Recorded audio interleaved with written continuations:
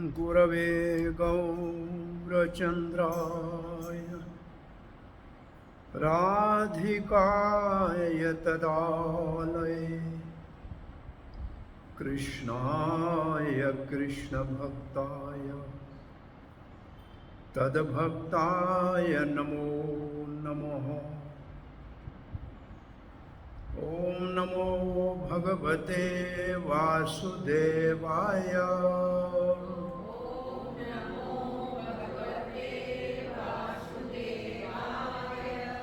ॐ नमो भगवते वासुदेवाय।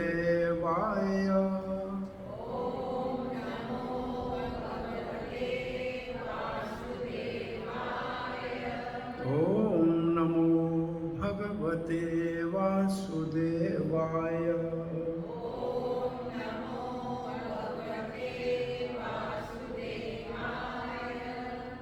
राधे श्याम। प्यारे दादा अमर जे है न, अमर सत्संग, अमर वचन, अमर आत्मा जे अमर पद के प्राप्त करण ला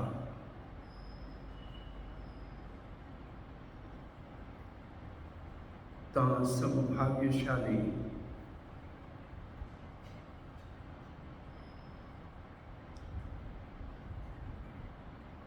हर समय भगवान जो नाम सुमरण में हृदय में भगवान जो स्वरूप,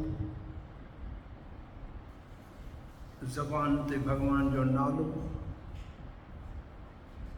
कनन में हरि जी कथा, अहिड़ो सुठो जीवन गुजारण जो रस्तो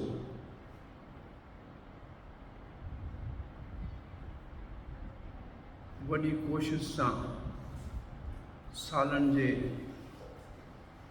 तपस्या सां दादा हिते अहिड़ो वातावरण स्थापित कयो आहे। गीता जे 12वें अध्याय जो वॾे दादा टी.एल. वासवाणी जे वाणी जो पाठ ही सत्संग, पाठ सां ही सत्संग की शुरुआत थींदी आहे। ऐं 12वें अध्याय में उहे गुण जैसां भक्त भगवान के प्यारो थींदो आहे। भगवान त असां सभिनी सां सदाई प्यार करे थो पियो। उन असां सभिनी जे दिल में पंहिंजो प्यार भरे मोकिलियो आहे। को भी दिल भगवान जे प्यार खां खाली कोन्हे। इहो भगवान जी वॾी अनुकंपा आहे, कृपा आहे, मर्सी आहे। भगवान दयालु आहे, करुणामयी आहे, राधे दयामयी राधे। वो प्रेम जो को भगवान पंहिंजो असांजे हृदय में भरे मोकिलियो आहे, उन्हें प्रेम के ज़ाहिर करण, प्रकट करण, बाहर निकारण, कढण, इहो असांजे सत्संग जो उद्देश्य या मकसद या पर्पज आहे। सो प्रेम किथां आणिणो कोन्हे। प्रेम पहिरीं खां असांजे दिल में भगवान भरे मोकिलियो आहे। कृष्ण प्रेम नित्य सिद्ध। सिद्ध पुराने ज़माने में चावर हंडी में जॾहिं पकाइबा हुआ पचाइबा हुआ त कुकर कोन हुआ। पोइ हिकिड़ो दाणो कढी चांवर जो हीअं ॾिसबो हो, चवंदा चांवर सिद्ध थी विया, माना पची विया। माना जेको शइ तयारु पई हुजे हुनखे सिद्ध चइबो आहे। सो कृष्ण प्रेम नित्य सिद्ध सदाई लाइ तयारु पियो आहे, एवर रेडी, साध्य कबू नाही। उनखे तयारु करण जे लाइ कुझु कोशिशि करणी न आहे। चई पोइ उहो ॿाहिरि कीअं निकिरे? श्रवण आदि शुद्ध चित्ते, श्रवण माने ॿुधणु, वेद खे बि श्रवण चइबो आहे, उहो श्रुति आहे। ॿुधणु खपे, छा ॿुधिजे? भई ॿुधण जो कमु त सॼो दुनिया में सॼो ॾींहुं थो हले, पर ॿुधे छा? इहो भागवत में लिखियल शृणवताम स्वकथा कृष्ण, उहो कथा ॿुधिजे जेको भॻवानु पंहिंजे मुख मां चई आहे। त भगवत गीता भगवान जे मुख जी वाणी आहे। माना इहो कथा कहिड़ी आहे? भगवान जे मुख जी वाणी, इनखे ॿुधिजे। ॾिसो तव्हां वटि कीअं इहो रोज़ु जेको सत्संग जो ॾींहुं आहे, गीता जो पाठ करण जो हिकिड़ो नेम ठही वियो। जॾहिं असां उचारियूं था त असांजे कननि में ॿुधण में बि अचे थो। जब बोलते हैं तो सुनते भी हैं, दोनों काम होते हैं। कीर्तन करने वाले को तो दो लाभ है, कीर्तन भी होता है और श्रवण भी होता है। सो क्या सुनना चाहिए? श्रृणवताम स्वकथा कृष्ण। लाभ क्या है? पुण्य श्रवण कीर्तन। पुण्य मतलब वैसे पायस एक्टिविटी को पुण्य कहते हैं, लेकिन पुण्य श्रवण कीर्तन, that hearing and chanting is actually most pious thing, वही पुण्य है। बेनिफिट क्या है? लाभ क्या है? फायदो क्या है? हृदय अंत स्थानी अभद्राणी। हृदय मतलब दिल में, मन में, अंतःकरण में। अंतःकरण, आप अंतःकरण क्या है हमारा ये जानते हैं? अंतःकरण किसको कहते हैं? अंतः का मतलब अंदर, करण का मतलब इंद्रियां, अंदर की इंद्रियां। जैसे आंख बाहर की इंद्रिय देखने के लिए, ऐसे हमारे अंदर की इंद्रियां हैं, उसको अंतःकरण कहते हैं। मन, बुद्धि, अहंकार, चित्त, ये अंदर की इंद्रियां हैं। इन अंतर की इंद्रियों को सूक्ष्म शरीर भी कहते हैं। ये हमारे साथ अनंत कोटि जन्मों से ये हमारे साथ वही मन है, ये नहीं बदलता है। ये शरीर बदल जाता है, जैसे हमारे कपड़े बदल जाते हैं, हम नहीं बदलते। ऐसे अंतःकरण वही रात हमारे साथ चलता है, और जब तक आत्मा उस अंतःकरण के छोटे सूक्ष्म शरीर में बंधी हुई है, तब तक इस संसार के जन्म मृत्यु के चक्कर में चलना पड़ेगा। तो उस अंतःकरण को शुद्ध करना है। इसको कहते हैं सत्वम च शुद्धियेत। सत्वम मतलब हमारा अस्तित्व, सत्वम का अर्थ है अस्तित्व, एग्जिस्टेंस। शुद्धियेत उसको प्यूरिफाई करना है। वो कैसे प्यूरिफाई होगा? भागवत के 10वें स्कंद के 7वें अध्याय में लिखा है, भगवान की लीलाओं को सुनने से हमारा वजूद, हमारा अस्तित्व, हमारा एग्जिस्टेंट पवित्र होता है। दूसरा, जब एग्जिस्टेंट पवित्र होता है तो उसका लाभ क्या होता है? भगवान की भक्ति जागती है, प्रेम प्रकट होता है। हरौ च भक्ति। और तीसरा नाम क्या होता है? तत्पुरुषय सख्यम। भगवान के भक्तों से मित्रता होती है। तो ये जो सत्संग का मुख्य एक उद्देश्य है कि हम आपस में एक दूसरे के सहयोगी बने, और वो तब होता है जब भगवान की भक्ति जागृत होती है। तो भगवान के भक्तों से सख्यम होता है, मित्रता होती है। सो अंतःकरण की शुद्धि वो श्रवण से होती है। तो कृष्ण शृण्वताम स्वकथा कृष्ण, जब भगवान के मुख से निकली हुई वाणी भगवद गीता को सुनते हैं या भगवान के गुणगान और नाम कीर्तन भागवत से सुनते हैं, तो हृदय अंत स्थानी जो हमारे अंतःकरण में अभद्राणी, अभद्र का मतलब जो अशुभ चीजें हैं,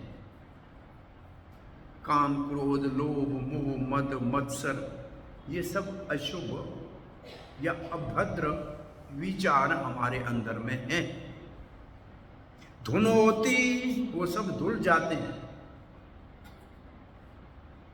धुनोती सुहृद सताम। सुहृद का मतलब भगवान जो हमारा शुभ चिंतक है, जेको असांजो भलो चाहींदड़ आहे, जेको असांजो दिल पर दोस्त असांजी दिल में वेठो आहे। सुहृद, सुहृद का मतलब जिस दिल में हम बैठे हैं उसी में भगवान बैठा है, इसलिए उसको सुहृद कहते हैं। वो हमारा शुभ चिंतक है। तो वो क्या करता है जब हम उनकी कथा सुनते हैं? जो अंदर में अभद्र है, अशुभ है, अमंगल है, उसको धो के साफ करता है। और उसके धो के साफ करते ही जो प्रेम अंदर में पड़ा था वो अपने आप बाहर आ जाएगा। उसके आने के लिए श्रवण आदि मतलब सुनना और क्या? और कीर्तन करना, भगवान के नाम का कीर्तन करना, भगवान की पूजा करना, भगवान का सुमरण करना, भगवान को अपना मित्र मानना, भगवान को अपना स्वामी मानना, भगवान को अपना प्रीतम मानना, ये सब आदि में आ जाते हैं। ये करने से क्या होगा? श्रवण आदि शुद्ध चित्त। चित्त का मतलब कॉन्शियसनेस हमारी जो है, चेतना है, वो शुद्ध हो जाएगी। और तब क्या होगा? स्वयं उदय, अपने आप बाहर निकल आएगा। प्यार जो प्रेम अंदर में पड़ा है वो अपने आप बाहर निकल आएगा, प्रकट हो जाएगा। और जब वो प्रेम प्रकट हो जाएगा तो कोई पराया नहीं लगेगा, क्योंकि सबके हृदय में तो वही भगवान बैठा हुआ है ना। तो वो प्रेम जैसे ही जाग जाएगा,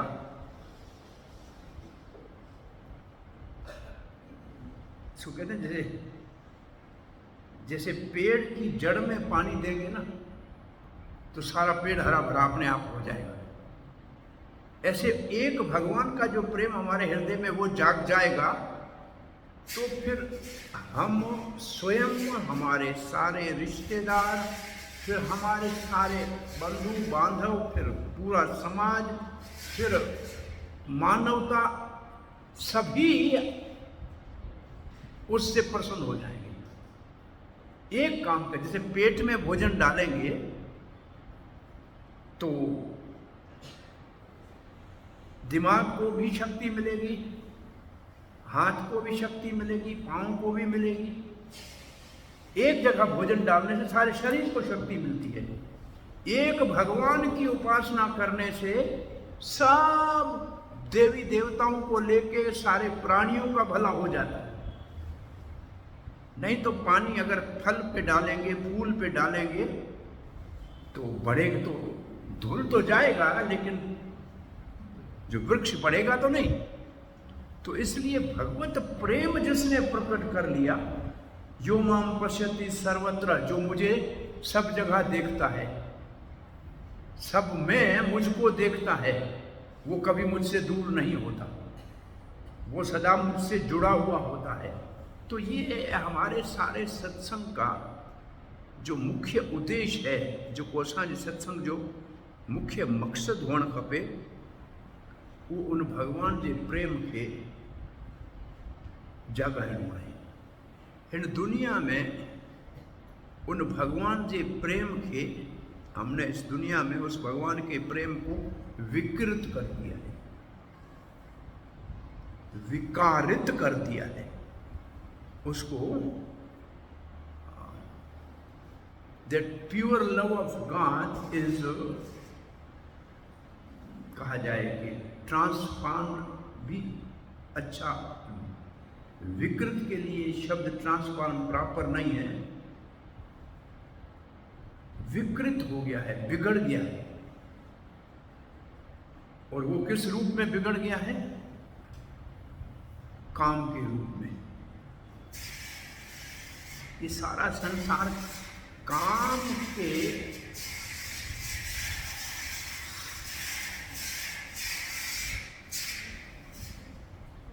जस राधे श्याम।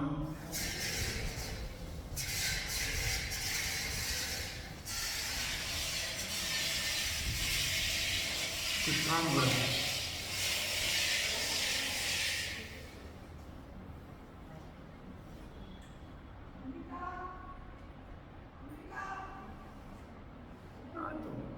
नेचुरल है, इस दुनिया में सब कुछ होता है। सो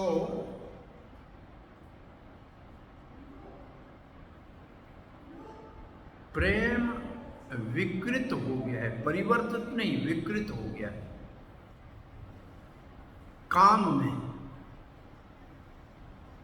ये एक प्रश्न पूछा है अर्जुन ने गीता में कि कोई भी पाप नहीं करना चाहता, कोई भी गलत काम नहीं करना चाहता, कौन है जो बलात्, जबरदस्ती, फोर्सफुली ऐसे काम में लगाता है? तो उसका उत्तर भगवान ने भगवत गीता में दिया है, काम एष क्रोध एष रजोगुण समुद्भव। ये काम है जो पूरा नहीं होता है, क्रोध में बदल जाता है। ये कहाँ से पैदा होता है? रजोगुण से। जैसे ब्रह्मा जी ने जब सृष्टि बनाई ना, तो ब्रह्मा जी की सृष्टि में पहले उन्होंने जो है नॉन मूविंग लिविंग एंटिटीज, इसका मतलब पेड़ पौधे वृक्ष ये बनाए। उसमें चेतना नहीं होती, बहुत कम होती, थोड़ा दर्द का महसूस होता है, वो उसका खाना नीचे से ऊपर जाता है। फिर उन्होंने लोअर स्पीसीज बनाई, वो उसका खाना हॉरिजॉन्टल होता है, जैसे गाय है, बैल है, बछड़ा है, या जो भी और पशु है, 1 खुर वाले, 2 खुर वाले, 5 खिला वाले, ये बनाए। ये सिर्फ इनका क्या है? खाना कहाँ मिलेगा, सोएंगे कहाँ, 2 ही चीज़ें ढूंढते हैं। इनको फ्यूचर का कोई चिंता नहीं होता है पशु को। फिर इंसान बनाया, वो खाता है ऊपर से नीचे, पेड़ नीचे से ऊपर, पशु हॉरिजॉन्टल और आदमी ऊपर से नीचे। और ये मोड ऑफ पेशन में है, रजोगुण से है प्राय। मैन में रजोगुण बहुत ज्यादा है। रजोगुण की पहचान क्या है? विस्तार करना, बढ़ाना, और बढ़ाओ और बढ़ाओ। तो ये जो विस्तार करना रजोगुण का है, इससे काम उत्पन्न होता है। काम कितना पैदा थींदो है? रजोगुण में। इन जेके सुख जे लाज को साधन, जो सुख का साधन गीता में बताया है, उसमें बताया शक्नोति यसुरम प्राक शरीर विमोक्षणात् काम क्रोध उद्भवम वेगम, जो काम और क्रोध से वेग उत्पन्न होता है उसको जो सह सकता है, जो उसको बर्दाश्त कर सकता है, बोले कहां से कैसे आता है? रजोगुण से आता है। जो उसको सह सकता है, स नर स सुखी नर, वो सदा के लिए सुखी, वो सदा के लिए सुखी है जो इसको बर्दाश्त कर ले। ये रजोगुण का प्रभाव मानव समाज में बहुत भारी है। रजोगुण में इच्छाएं उत्पन्न होती है, ये चाहिए वो चाहिए, और इच्छा सबकी हमेशा पूरी तो नहीं होती। तो इच्छा ही जब पूरी नहीं होती है तो क्रोध में परिवर्तित हो जाती है, इच्छा ही क्रोध में परिवर्तित होती है, तो वो तमोगुण हो जाता है। फिर मोड ऑफ इग्नोरेंस हो जाएगा। पेशेंस से नीचे नहीं जाओ, पेशेंस से ऊपर आओ सतोगुण की तरफ। ये सारा सत्संग का उद्देश्य है कि इच्छाएं तो समापत दुनिया में नहीं होंगी, डिजायरलेस आदमी नहीं हो सकता, ये संभव नहीं है, पॉसिबल नहीं है कि इच्छाएं समाप्त कर दें। लेकिन अब इच्छाओं को सिर्फ बदलना है। अब इच्छा हमारे इंद्रिय तृप्ति की है, कंसंट्रेटेड और एक्सटेंडेड।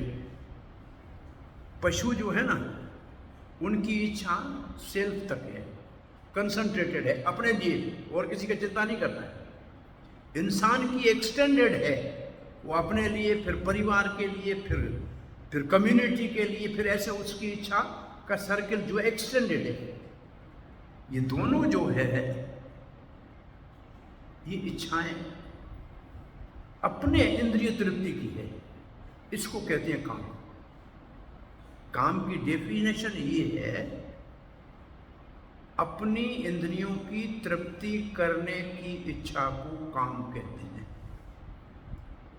अब वही इच्छाएं भगवान की सेवा के लिए हो जाएं तो उसका नाम प्रेम है। कृष्ण इंद्रिय प्रीति नाम धरे प्रेम। अब बाजार में गए, आपने बहुत अच्छा कोई फल देखा, अब आपके मन में विचार आता है कि ये ले जाऊं मैं खाऊं, या मैं ले जाऊं मेरे परिवार वाले खाएं। ये हो गई आपकी व्यक्तिगत इच्छा। अब वही चीज आपने देखी, आज मैं ये भगवान को भोग लगाने के लिए ले जाता हूं। अब काम तो वही है, चीज भी वही लेके आ रहे हो, लेकिन इसमें आपका मन का ये, आज भगवान को भोग हम जो है अंगूर का लगाएंगे, आम का लगाएंगे, और फिर प्रसाद परिवार खाएगा। अब बात तो वही हो गई, लेकिन पहले स्वयं इच्छा थी, वो काम था। अब कृष्ण प्रीति की इच्छा है, ये प्रेम हो गया। पर इतना अंतर है सिर्फ सोच का, इसको कहते हैं कॉन्शियसनेस को चेंज करना है, चेतना को परिवर्तन। दूषित चेतना है इस वक्त, कंटामिनेटेड कॉन्शियसनेस है, दूषित चेतना है, इसको प्यूरिफाई करना है। उसके लिए महाराज जी ने शब्द यूज किया, कृष्ण कॉन्शियसनेस। इसका मतलब आपकी चेतना में जो मुख्य केंद्र होना चाहिए वो कृष्ण होना चाहिए, कि हमें राधा कृष्ण की प्रीति के लिए, उनकी प्रसन्नता के लिए ये कार्य करना है। चाहे वो बिजनेस हो, चाहे कुछ भी हो, कोई भी काम हो। अर्जुन कौन सा काम कर रहा था? कोई पूजा कर रहा था कि दान पुण्य कर रहा था? युद्ध में मार रहा था सबको। काम कोई अर्जुन जो कर रहा था तो वो तीर चला के मार रहा था, लेकिन भगवान की प्रसन्नता के लिए कर रहा था, इसलिए पूजित है। गीता भी पूजित हुई और कृष्ण के साथ अर्जुन भी पूजित हो गया। तो काम कोई भी करो, लेकिन भगवान की प्रसन्नता के लिए है, तो उसका नाम है प्रेम। और इस प्रेम को हमको, जो हमारे हृदय में भगवान ने भर के भेजा है, इसको अगर जगाना है, इसको जगाना है, सिर्फ ये अंदर पड़ा है। उदय क्यों दिखाएं? उदय शब्द का अर्थ क्या है? जैसे सूर्य है, कोई सुबह उगाने जाता है क्या? अपने समय पे अपने आप सूर्य उदय हो जाएगा। ऐसे सूर्य जैसे अपने आप उदय होता है, ऐसे प्रेम भी अपने आप उदय हो जाएगा। कब? जैसे पूरी रात अंधकार होता है, ऐसे अज्ञानता के अंधकार को चीरेगा जो ज्ञान की रोशनी से, वो कहाँ से आएगा? एक बहुत प्रसिद्ध श्लोक है गुरबाणी का भी और वेदों में भी, बिटा अज्ञान अंधकार दंडवत वंदना अनेक बार सर्व कला समर्थ, डोलन ते दे नानक देकर हाथ। अज्ञान अंधकार से निकालता है कौन? ओम अज्ञान तिमिरान्धस्य ज्ञानांजन शलाकाय चक्षुरुन्मीलितं येन तस्मै श्री गुरुवे नमः। गुरु का काम ये है कि अंधकार से निकालना और भगवान के प्रेम के प्रकाश से हृदय में उस प्रेम को जगाने का साधन बता दे। वो अंधकार रात की गई, सुबह सूरज उग जाएगा। ऐसे ही अज्ञानता का अंधकार जैसे मिट गया, जिसने हमारे शुद्ध चेतना के ऊपर पर्दा डाल के रखा है। अज्ञानेन आवृतम ज्ञानम, गीता का श्लोक है। अज्ञान ने हमारे शुद्ध चेतना के ज्ञान को ढक के रखा है। उसको हटाना कैसे है? चेतो दर्पण मार्जनम, चित्त रूपी आईने के ऊपर जो दर्पण है चित्त रूपी, उसके ऊपर जो कई जन्मों का मैल चढ़ा हुआ है, उसको धोना है। कैसे धोएंगे? भगवान के नाम के कीर्तन से, भगवान की कथा से। श्रवण आदि शुद्ध चित्ते करे उदय, अपने आप जाग जाएगा, अपने आप प्रकट हो जाएगा। हृदय शुद्ध करना है, अंतःकरण को शुद्ध करना है। अंतःकरण के जो 4 अंग है, 2 प्रकार का मन है। एक मन विषयों के भोग में जाता है, वो जीवन में बंधन का कारण है, वो हमारा शत्रु है। यही मन अगर भगवान के चरणों में लग जाए तो हमारी मुक्ति का कारण है। तो एक मन हो गया बंधन का कारण, वही मन अगर दूसरे तरफ मोड़ देंगे तो मुक्ति का कारण हो जाएगा। एक बहुत छोटा सा इसका एग्जाम्पल है। चाबी है ताले में, एक तरफ घुमाते हैं चाबा खुल जाता है ताला, दूसरी तरफ घुमाएंगे तो बंद हो जाएगा। ऐसे मन भगवान की ओर लगा देंगे तो बंधन खुल गए, और संसार की ओर मन को तो बंधन का कारण है। मन ही मनुष्याणाम बंधनम मोक्षाय च, हमारे बंधन और मुक्ति का कारण हमारा मन ही है। और उस मन को शुद्ध करना है। तो मन को शुद्ध करने का मतलब ये न के न उपाय न, कोई किसी भी प्रकार से कुछ भी करके मन कृष्ण पदार विंदयो, मन हमारा मन कृष्ण पदार विंद, भगवान के चरण कमलों का सुमरण करे। कैसे भी करके भगवान के चरण कमलों का चिंतन हो जाए। 10 नख भगवान के चरणों के जो 10 नख चंद्र हैं, वो जो चंद्रमा से ज़्यादा सुशीतल, बहुत ही सुशीतल है, एक्सट्रीमली कूलिंग है, उनका अगर एक झलक भी जीवन में हृदय में दिख जाए तो सब अंदर का अंधकार मिट जाए। भगवान के पाँव की उंगलियों के जो चंद्रमा है ना, इससे बहुत बड़ा प्रकाश निकलता है, और उसका थोड़ी सी झलक भी अंदर में दिख जाए ना तो सब अंधकार अपने आप मिट जाएगा। और ऐसे बुद्धि भी हमारे अंतःकरण का भाग है। उसका भी 2 प्रकार की बुद्धि है। एक है सती मति मुकुंदे। मति, बुद्धि को मति कहते हैं। और मति जैसे इलेक्शन होती है ना, हम किसी को मतदान करते हैं, इसका मतलब हम अपने जीवन में किसको चुनते हैं। ऐसे जिसने भगवान को चुना, सती मति मुकुंदे, वो मति सती है जिसने मुकुंद को चुन लिया है, मुक्ति दाता को जिसने चुन लिया है। हमारी बुद्धि ने किसको चुन के रखा है? हमने बुद्धि में किसको बिठाया है? अंदर में जाके देखो कि हमारी बुद्धि में कौन बैठा है। और कृष्ण ने अपनी बुद्धि में श्री कृष्ण को बिठाया था, सारथी बना। सारथी बुद्धि का काम है, हमारे शरीर का सारथी का काम करना। बुद्धि सारथी है। बुद्धि में अर्जुन ने कृष्ण को बिठाया था, ये है बुद्धि को शुद्ध करना, बुद्धि में भगवान को बिठा देना। भीष्म पितामह अंत समय भगवान को प्रार्थना करते हैं कि हमारी बुद्धि इति मति उपकल्पिता, ये मेरी बुद्धि है जो बिल्कुल वितृष्णा है, इसमें कोई संसार के भोग की कामना नहीं है, कृष्ण आप इसको स्वीकार करें। तो बुद्धि शुद्ध सती मति वो है, वो बुद्धि शुद्ध है जिसने भगवान को अपनी बुद्धि में बिठाया है। हमको देखना चाहिए हमारी बुद्धि में कौन बैठा है, हमने किसको बिठा के रखा, अंदर में कौन दिख रहा है जिसको हमने बिठा के रखा है।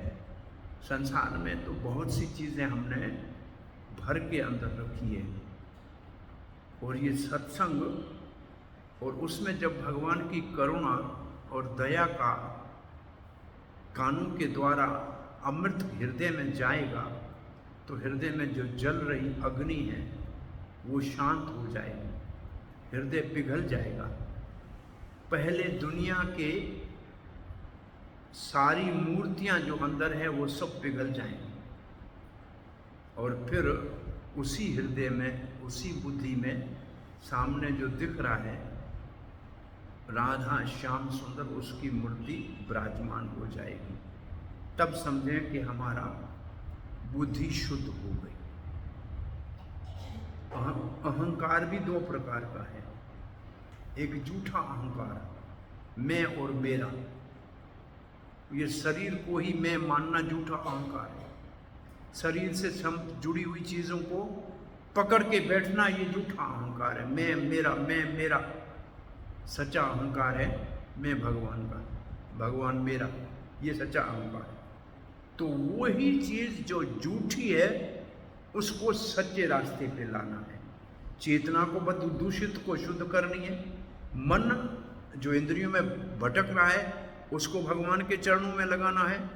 बुद्धि जिसमें दुनिया बैठी है उसमें भगवान को बिठाना है, और चेतना को शुद्ध करना है, मन को शुद्ध करना है, और ये है चित्त शुद्धि।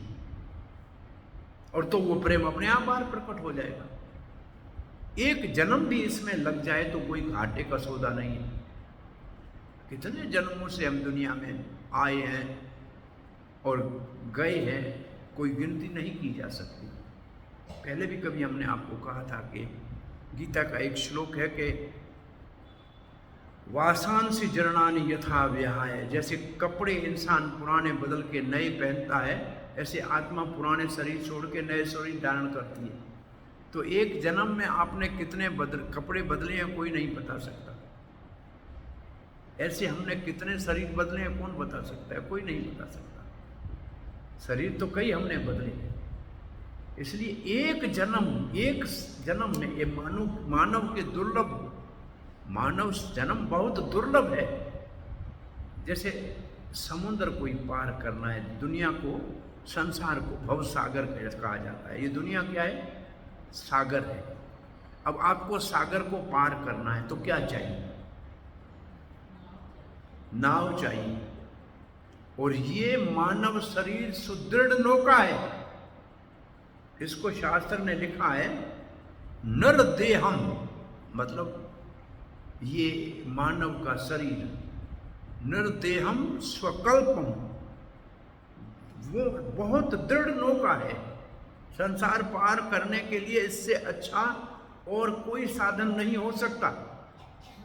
परंतु आपके पास नौका है, आप उसमें बैठ भी गए हैं, समुद्र में हैं, आपको नौका चलाने आती है, तो चलाने वाला चाहिए। गुरु कर्ण धारा, आगे का श्लोक कहते हैं आपको नौका अच्छी मिली है, अब आपको मार्गदर्शन, उस नौका को चलाने वाला कैप्टन चाहिए। कैप्टन भी मिल गया, नौका मिली हुई है, परंतु जाना कहाँ है उसका मैप भी तो होना चाहिए ना भाई। आपको कोई आजकल तो आता है कि भाई आपकी लोकेशन भेजो, गूगल का मैप भी होना चाहिए ना। गाड़ी चलाने वाला है लेकिन मैप तो चाहिए ना। वो मैप है शास्त्र। ये शास्त्र वो मानचित्र है, वो मैप है तो तीन चीजें, दो चीजें चाहिए, एक हमको मिली हुई है, मानव शरीर हमको मिला है। अब शास्त्र और उसको समझाने वाला अगर हमारे को मार्गदर्शक मिल जाए तो हमारे इस संसार सागर से पार जाने का मतलब जन्म मृत्यु से मुक्त होना। और संसार को एक जगह सागर कहा गया है, दूसरी जगह दावानल कहा गया है।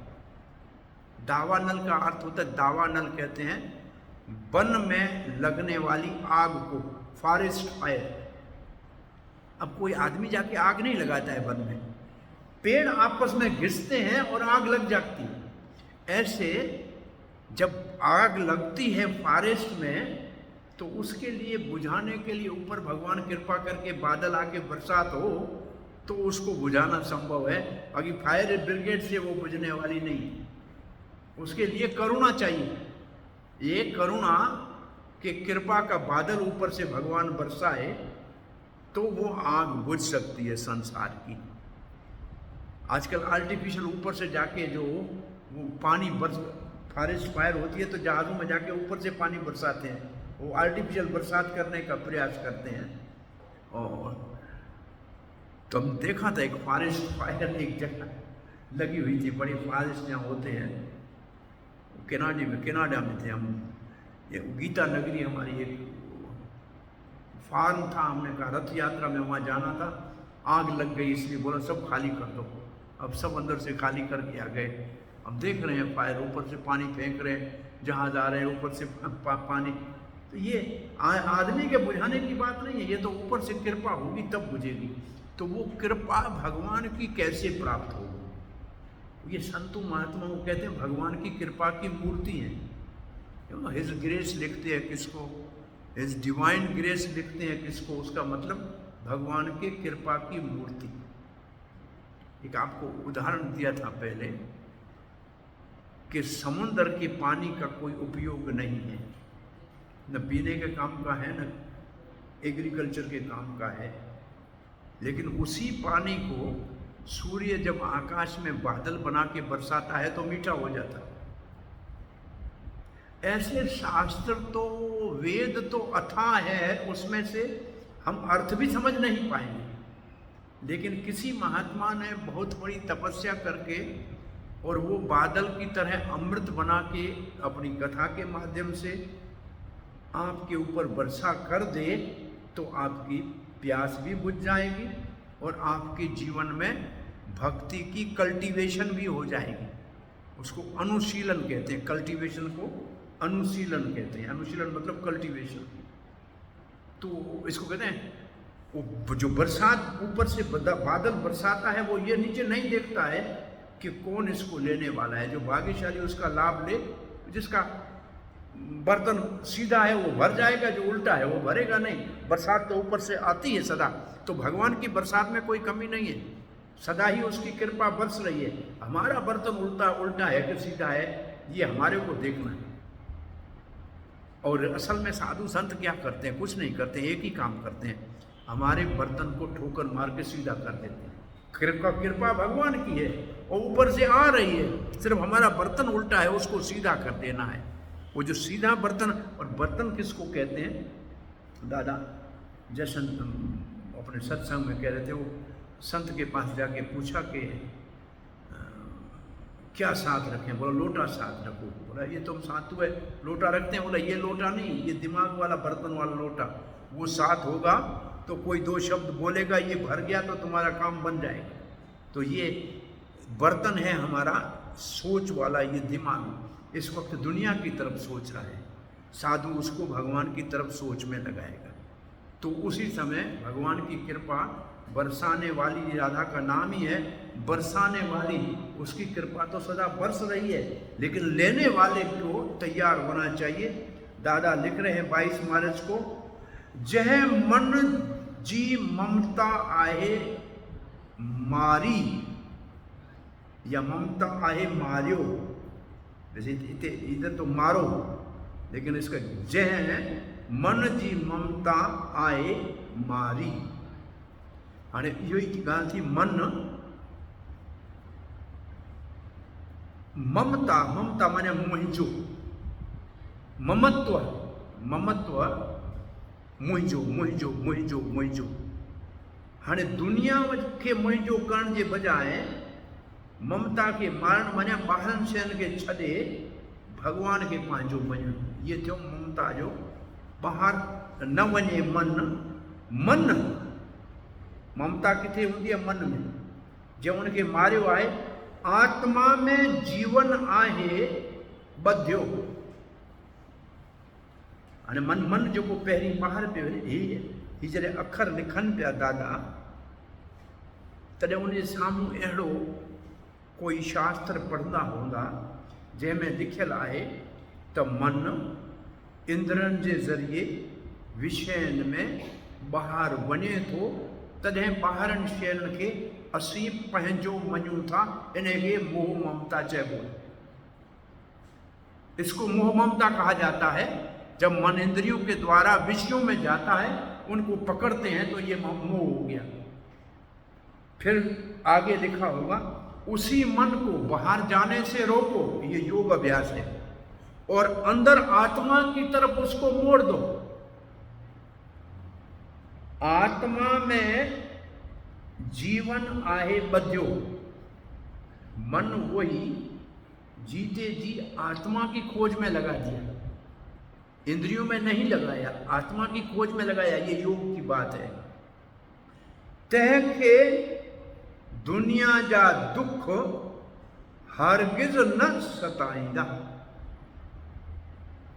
तंहिंखे उसको दुनिया जा दुख, दुनिया के दुख हरगिज़ न सताईंदा, कभी भी नहीं सताएंगे। इसका मतलब दुख की अनुभूति मन में होती है।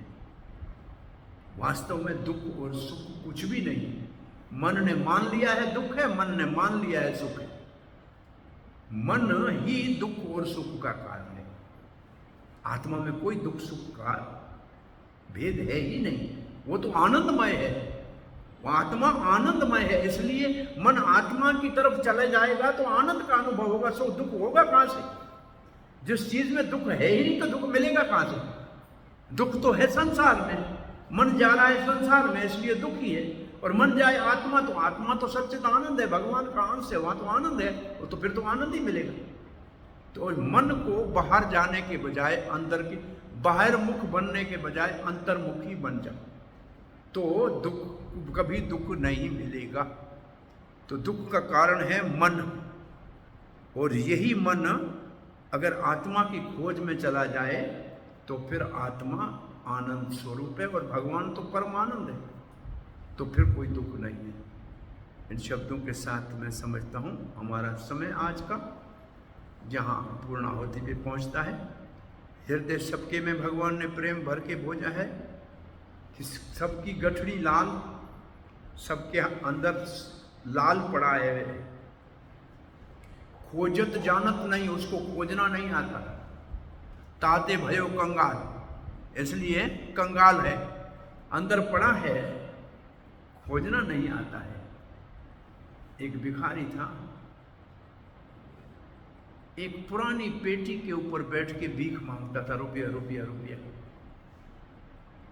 तो कुछ लोग दे जाते थे, कुछ नहीं देते थे। एक आदमी ने कहा कि बाबा जिस पेटी पे बैठे हो ना, ये भी पुराने जमाने की शीशम की पेटी है, ओरिजिनल साग की लकड़ी की है, ये ही लाखों रुपये की है, कार्विंग की हुई है। तुम इसके ऊपर बैठ के भीख क्यों मांग रहे हो? बोला है हमारे बड़े भी इसके ऊपर बैठ के था, हमारा बाप भी मांगता था, दादा भी मांगते मांगते चला गया। बोला इसमें खोला है कभी ताला, किसका खोला है? हमारा टाइम ही नहीं। बोला नीचे उतरो। हथौड़े से ताला खोला, पुराना ताला था, अंदर देखे तो हीरा मोती माणक खोला है। अरे मूर्ख, हीरे मोती माणक की भरी हुई पेटी के ऊपर बैठ के रुपये रुपये की भीख मांग रहा है। ये हमारी हालत है। अंदर में तो भगवान, वो जो साक्षात भगवान अंदर बैठा है, उसको भूल गए हैं, अपने आप को भी भूल गए हैं, आत्मा है, और उस गरीब की तरह दुनिया के अंदर कुछ मांगने का प्रयास कर रहे हैं। सबकी गठड़ी लाल, सबके अंदर में होने माणक मोती पड़े, खोजत जानत नहीं, उसको खोजना ही नहीं आता है, खोलना ही नहीं आता है। ताते भयो कंगाल, इसलिए इस दुनिया में भिखारी बना हुआ है, कंगाल बना हुआ है। तो अपने ही हृदय में जो भगवान ने धन भर के भेजा है प्रेम का, उसी को बाहर निकालो। इसी को परम धर्म कहा है शास्त्र में। तो अगली बार सोमवार को परम धर्म क्या है शास्त्र में, इसके परम धर्म क्या है, परो धर्म क्या है, इसके ऊपर आने वाले सोमवार को भगवान राधा कृष्ण की इच्छा होगी, दादा के आशीर्वाद से सत्संग का सब लाभ लेंगे। इन शब्दों के साथ राधे श्याम।